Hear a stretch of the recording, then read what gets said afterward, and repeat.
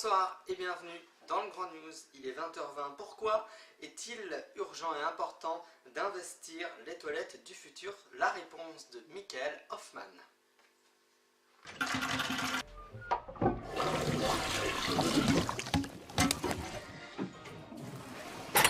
Le geste est banal. On tire la chasse plusieurs fois par jour sans aucune forme d'appréhension. Pourtant, à chaque fois, ce sont près de 9 litres d'eau potable qui partent aux oubliettes. Résultat, chaque année en France, dans les foyers français, près de 20% de l'eau du robinet termine au fond de la cuvette. Alors à l'heure où l'eau pourrait venir à manquer, il y a de grands enjeux autour du petit coin. Et il est grand temps de se demander à quoi pourraient ressembler les toilettes du futur. Avant toute chose, commençons par rappeler comment l'humanité s'est retrouvée à déféquer dans les toilettes que l'on connaît. Tout a commencé avec la sédentarisation de l'homme. Dans les villages et les villes de plus en plus grands, il devenait compliqué de faire ses besoins dans la nature, car la nature était souvent le jardin du voisin. Pas étonnant donc que l'on trouve des vestiges de sanitaires vieux de 4000 ans, que ce soit dans les cités antiques du Pakistan ou au fin fond de l'Écosse. Plus tard, les Romains deviennent les spécialistes des latrines publiques reliées à un système d'égouts. Et puis, au Moyen-Âge, les choses stagnent. Les pots de chambre de la noblesse sont vidés dans les douves, tandis que le reste de la population se soulage principalement en plein air. À l'époque, personne ne sait vraiment que les déjections transportent tout un tas de maladies. Et ce sont finalement deux hommes qui vont révolutionner les toilettes, John Harrington et Alexander Cumming. Le premier invente le concept de chasse d'eau en 1596, tandis que le deuxième, 2 siècles plus tard, a l'idée géniale d'ajouter un siphon. Grâce à cette petite retenue d'eau, les odeurs d'excréments disparaissent dans les canalisations. Alors la mode met un peu de temps à prendre, mais au cours du 19e siècle, les toilettes commencent à se répandre dans les grandes villes où la puanteur atteint des sommets. Et puis, voilà, l'histoire des toilettes s'arrête là. Mis à part quelques évolutions comme les haut-parleurs pour couvrir le bruit du pipi, ou encore les papiers toilettes très résistants, il n'y a pas grand-chose de neuf dans les WC.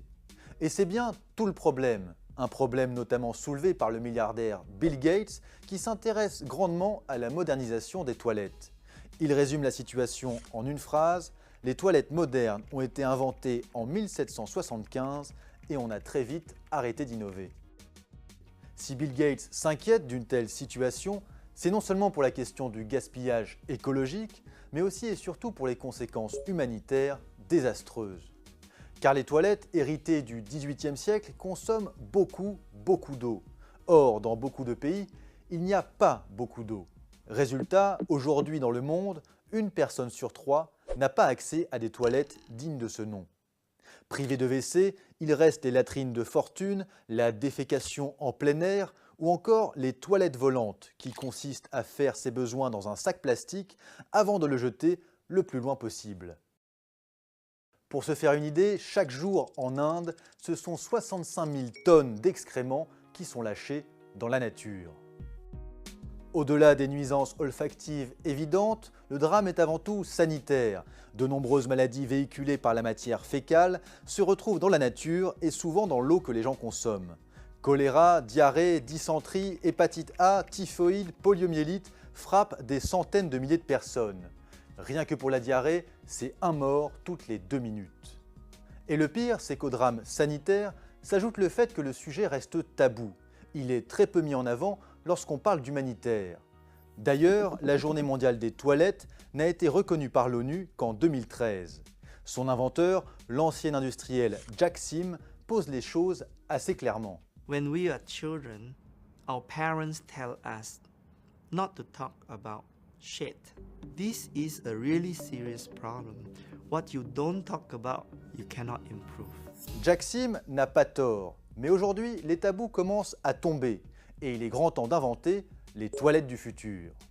Pour en arriver là, il y a en gros 3 conditions requises. Inventer des toilettes autonomes, sans eau et sans électricité, recycler les excréments et inscrire les nouvelles toilettes dans un circuit économique cohérent. Pour ce qui est des toilettes autonomes, les prototypes sont nombreux. En 2012, par exemple, des chercheurs d'une université californienne ont mis au point un système dans lequel l'eau de la chasse est recyclée, les excréments sont convertis en engrais et le tout est alimenté par un panneau solaire. Concernant le recyclage, il existe depuis 2015 au Sénégal une machine baptisée Omniprocessor. Elle brûle les déjections, génère de l'électricité, de l'engrais et même de l'eau potable que certains n'hésitent pas à siroter. Et puis, il y a les prototypes qui s'inscrivent dans un cycle économique porteur. Avec les toilettes à nanomembrane, l'urine est transformée en eau utilisable pour l'irrigation ou le ménage.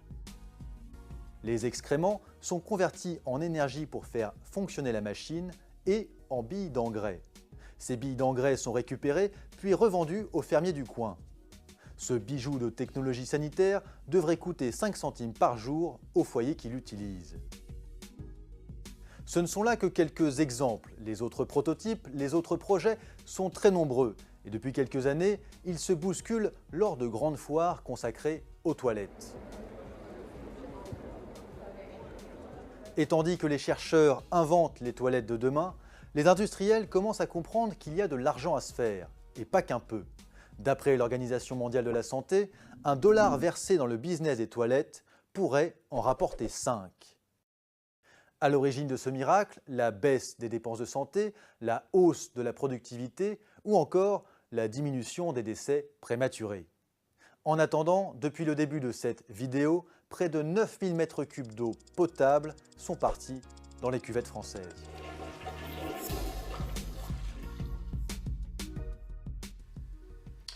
Actualité politique, pour vous dire qu'Henri Emmanuelli s'est éteint hier à l'âge de 71 ans. Retour sur sa carrière de politicien.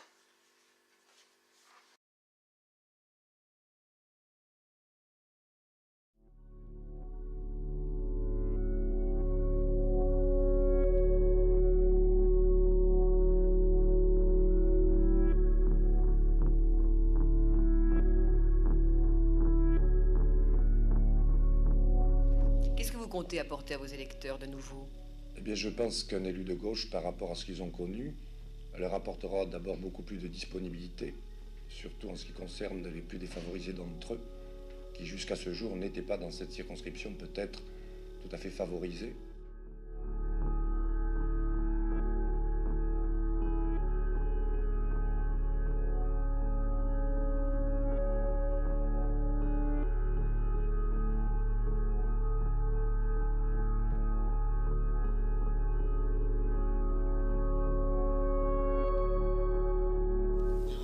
Henri Emmanuelli, 87,57% des suffrages.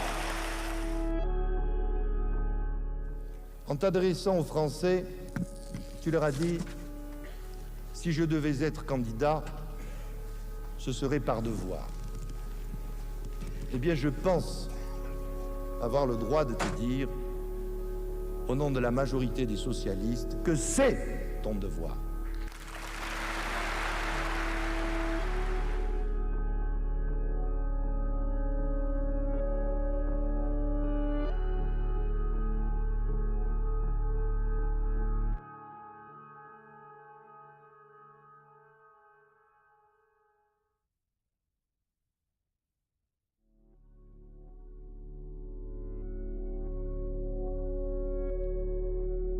Comment les socialistes qui prétendent demain mener des batailles contre la droite et contre ce pouvoir peuvent-ils commencer par jeter l'opprobre sur une partie du peuple de gauche?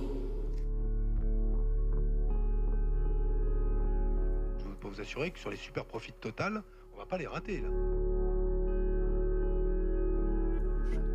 Ceux qui le critiquent très fort ne sont pas en phase avec la majorité de l'électorat socialiste.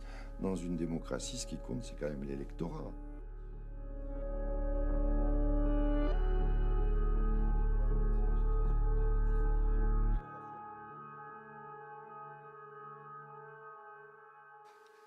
Toujours en politique, pique et opposition de fond sur la question politique.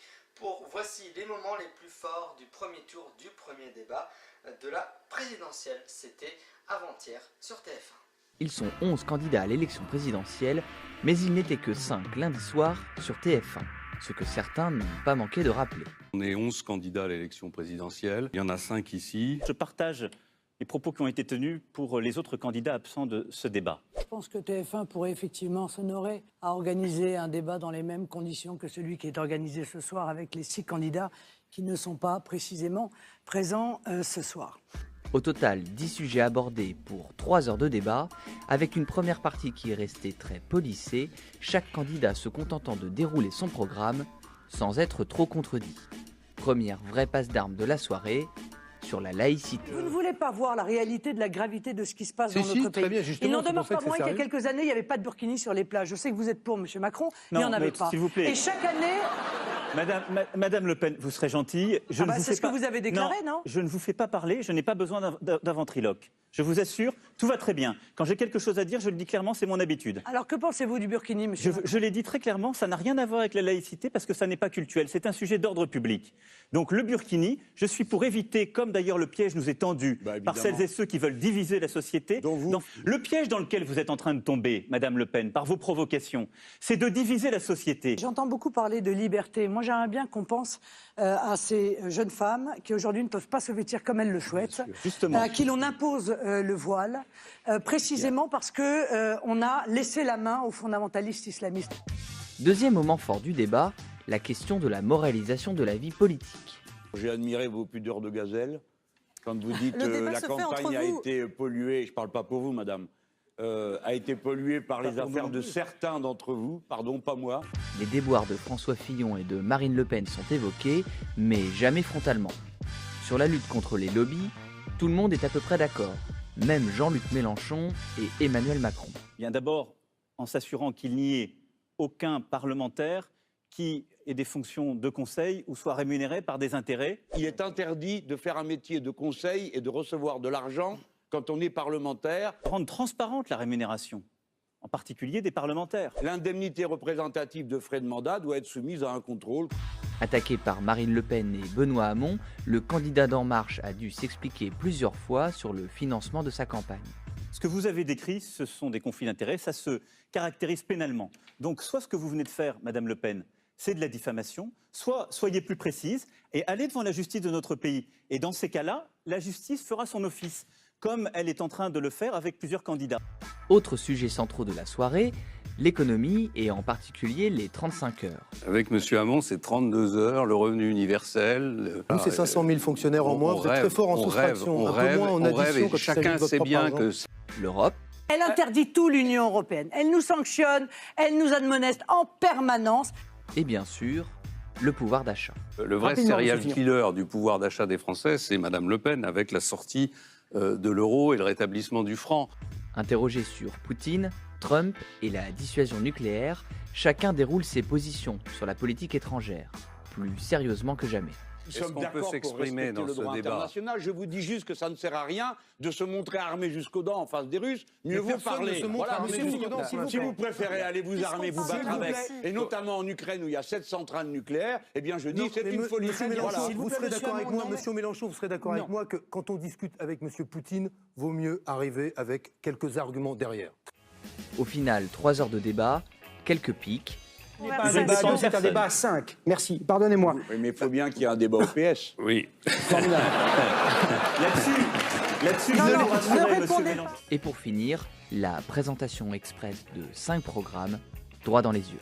J'ai pu commettre des erreurs, j'ai quelques défauts, qui n'en a pas, mais j'ai l'expérience. Je vous propose, mes chères concitoyennes, mes chers concitoyens, de voter pour un futur désirable. Ensemble, faisons battre le cœur de la France. Il suffit de faire des bons choix politiques pour que, immédiatement, la situation s'améliore pour vous, pour vos enfants, pour vos parents. Notre peuple y est prêt. Et au fond, contre la force du peuple, rien n'est possible. Avec la force du peuple, tout est possible. Je veux que la France, notre pays, redevienne une chance, et une chance pour chacun.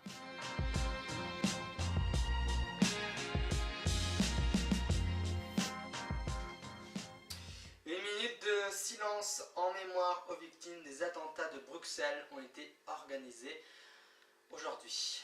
Passagiers, 1 minuut stilte in acht te nemen uit respect voor de slachtoffers.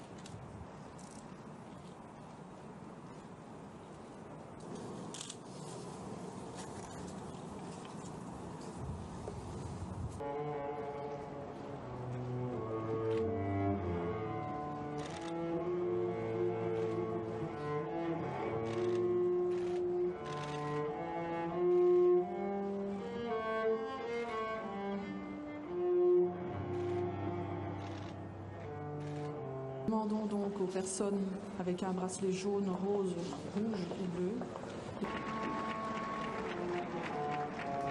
C'est la fin de ce Grand News, merci de l'avoir suivi. Dans un instant, c'est la suite de votre programmation, notamment la météo et le journal de l'économie, ainsi que la bourse de Paris. Prochaine rediffusion de l'émission, c'est tout à l'heure à 22h30. Je vous retrouve bien sûr demain. Bonsoir, à demain.